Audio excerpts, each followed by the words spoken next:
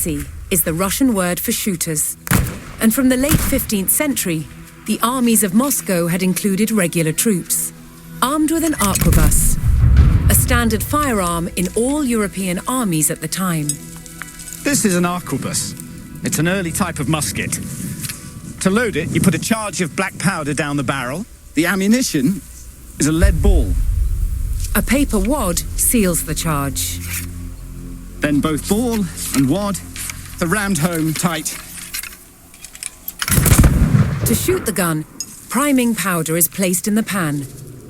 The priming is lit by a match. Now, a match was originally a length of cord soaked in saltpeter, so that it burns slowly but continuously, and even in poor weather.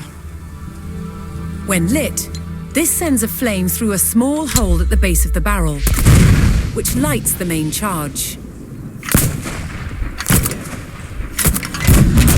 One of the great advantages of the arquebus was that the ammunition was inexpensive and easy to make. Molten lead was poured into a special mold. It cooled to a solid state in seconds, making it possible for vast quantities of lead balls to be produced. They were finished by trimming off the excess lead, which was known as a sprue.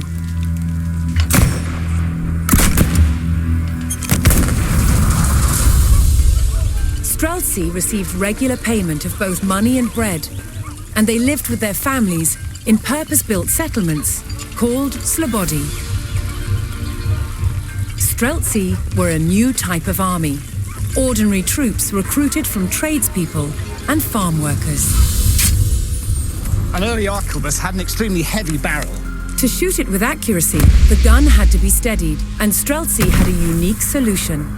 This is a type of axe called a bardiche, and for the Streltsy, it doubled as a gun rest.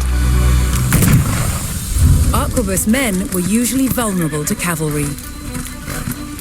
Even with experience, reloading takes time, and cavalry covers ground very speedily.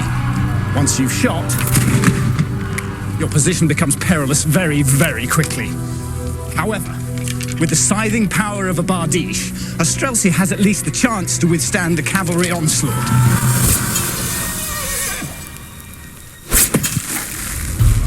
It took a brave cavalryman to ride into a hail of bullets, but an even braver one to face the horror of these axes.